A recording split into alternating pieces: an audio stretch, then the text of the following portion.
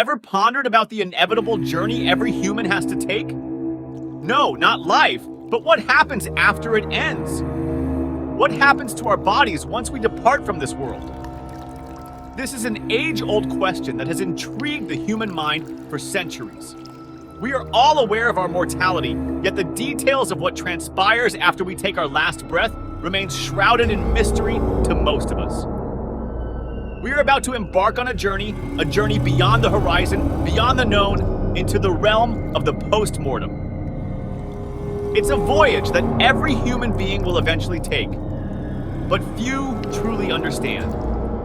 While it may seem a morbid topic to some, understanding the post-mortem process brings us closer to the reality of our existence and the cycle of life and death. The human body, a marvel of nature, does not simply cease to exist after death. Instead, it undergoes a series of fascinating transformations, driven by biological and environmental factors.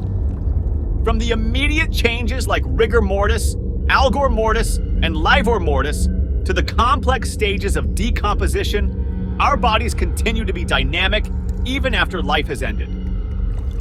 But it's not just about the physical changes. The journey after death also has profound cultural, ethical, and scientific dimensions. Different societies and religions have unique practices, rituals, and beliefs surrounding death and the afterlife. The role of forensic science in understanding post-mortem changes and determining time of death is crucial. Moreover, the ethical considerations surrounding organ donation and post-mortem medical research have significant implications for medical advancements and saving lives. So let's set aside our fears and apprehensions and approach this topic with curiosity and respect. For it is in understanding death that we can truly appreciate life.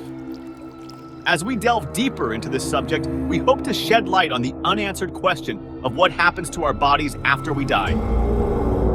Join us as we delve into the fascinating world of post-mortem changes and explore what happens beyond the horizon. Death, as grim as it may sound, initiates a series of changes in the human body. In the immediate aftermath of death, the body undergoes a sequence of physical transformations, beginning with a process called algor mortis. This term, derived from the Latin words algor, meaning cold, and mortis, meaning death, refers to the gradual cooling of the body following death. Typically, the body cools at a rate of about 1 to 2 degrees Fahrenheit per hour until it reaches room temperature. Next, we encounter rigor mortis, a term you've likely heard before. Rigor mortis, Latin for stiffness of death, is when the body's muscles stiffen after death, a process that generally starts 2 to 6 hours post-mortem. This happens because after death, the body can no longer produce ATP, an energy source required for muscle relaxation. As a result, the muscles contract and stiffen, a state that can last up to 72 hours. The third immediate change is livor mortis, or bluish color of death. After the heart stops beating, blood circulation ceases, and gravity causes the blood to settle in the lower portions of the body. The pooling blood causes the skin to change color to a purplish-red hue, a process that begins 20 minutes to 3 hours after death and is usually fully developed within 12 hours. It's important to note that these timelines can vary based on factors such as the individual's age, physical condition, and the environment in which death occurs. These factors can speed up or slow down these processes, which is why forensic scientists consider them when estimating the time of death. So why does all of this matter? Well, understanding these post-mortem changes is not just fascinating, but also crucial in many fields, including forensic science and anthropology. It helps us piece together the circumstances of death and informs the practices of organ donation and post-mortem medical research. These initial changes are just the beginning of a complex process. As time passes, the body embarks on a transformative journey, breaking down to its basic components. Welcome to the fascinating, albeit somewhat unsettling process of decomposition. This journey begins within minutes of death with a process known as autolysis. This is the body's self-digestion, where cells begin to break down due to the enzymes within them. It's a bit like a ship's crew turning on the vessel, tearing it apart from the inside. Next, we dive into the stage of putrefaction.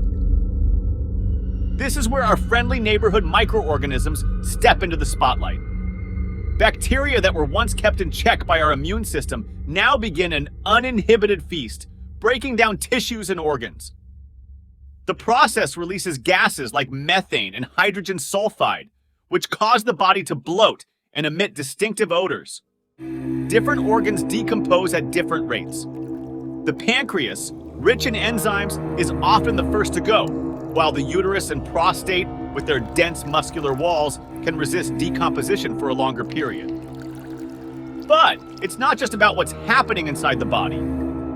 The environment plays a significant role too. Temperature, humidity, and the presence of scavengers can all speed up or slow down the decomposition process. For example, a body left in a hot, humid environment will decompose much faster than one in a cool, dry setting. Insects, particularly flies, also play a critical role. They lay eggs on the decomposing body, and the hatching larvae or maggots help break down the tissues further. It's a complex ballet of biology, and while it may seem macabre, it's an integral part of life's cycle. Each step in the decomposition process serves a purpose, from the self-destructive autolysis to the bacteria-driven putrefaction and the diligent work of insects. It's all part of an elaborate ecosystem where death fuels life and life, in turn, leads to death. It's a continual cycle that ties us all, humans, animals, and even bacteria, together in the grand tapestry of existence. Decomposition is nature's way of recycling, returning our bodies to the earth. Forensic science offers a window into the post-mortem world, helping to unravel the mysteries of death. This field holds a magnifying glass to the silent narratives left behind by the deceased, painting a picture of their final moments and beyond. When life ends, it sets off a series of physiological changes, each marking a specific point on the timeline of death.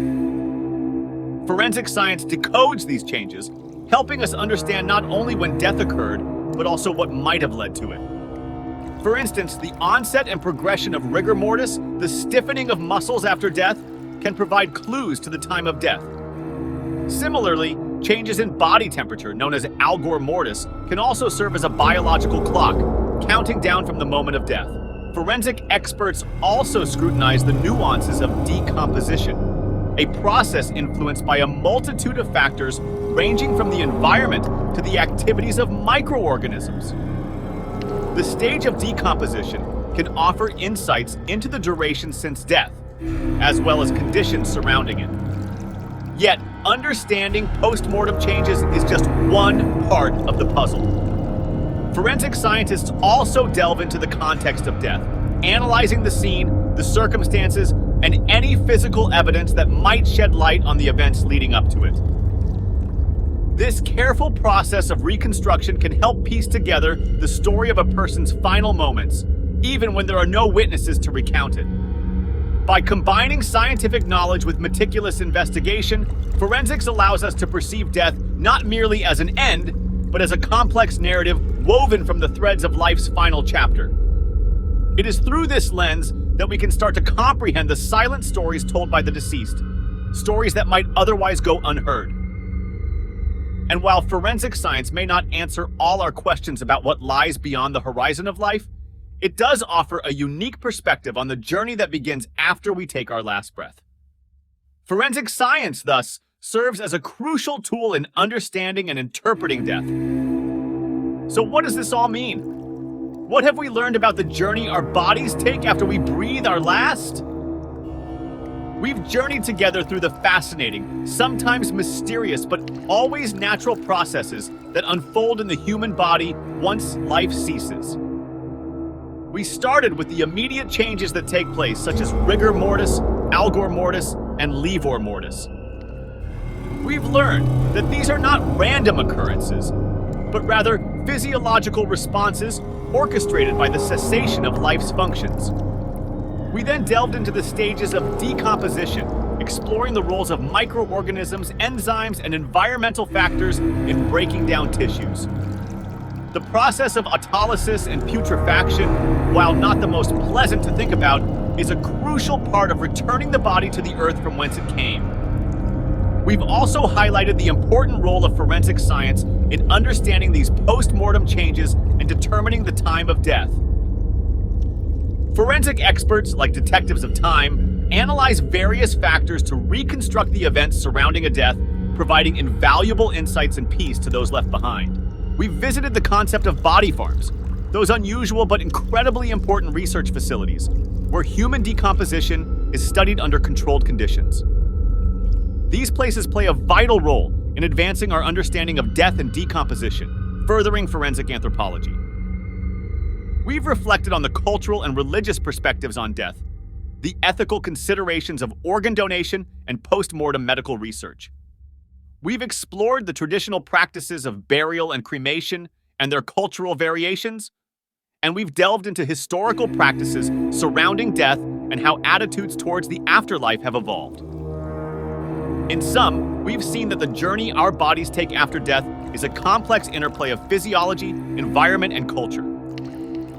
It's a process infused with scientific intrigue, cultural significance, and ethical considerations.